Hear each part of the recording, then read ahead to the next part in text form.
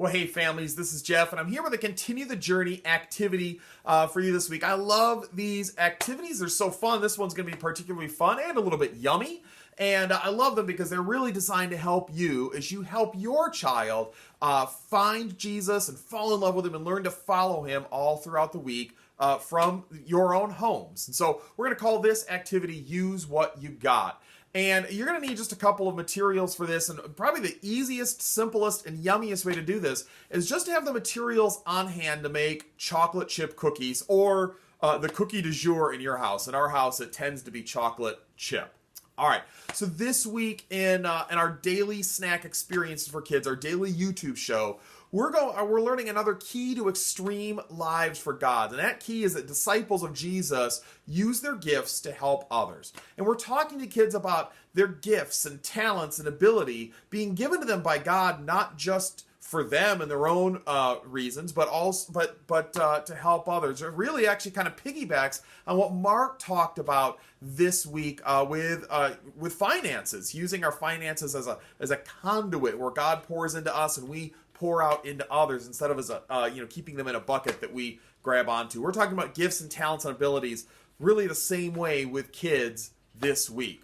All right, so here's how this activity is going to work. You're going to say, hey, I've got a task that I want you to complete, and you're going to have to complete each step before I tell you the next step. And say the task is we're going to make chocolate chip cookies, to which I suspect they will say, hooray, yes, I would like cookies, so I will happily make them with you.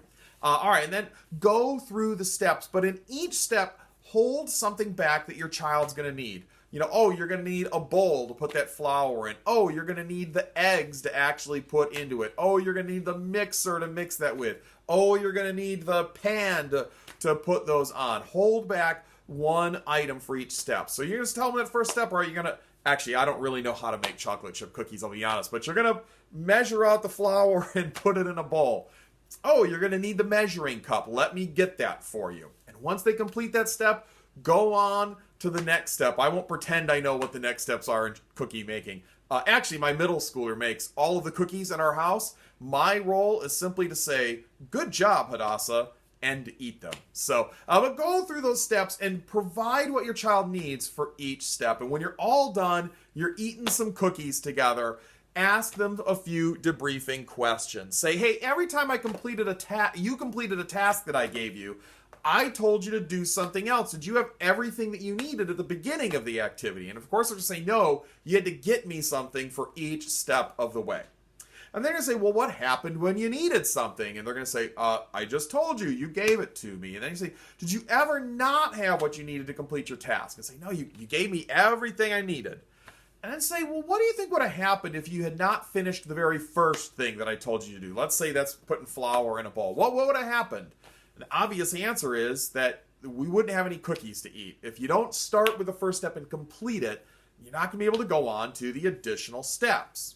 And then say, well, what do you think would have happened if you decided that you didn't want to use the tools that I gave you to finish the next task?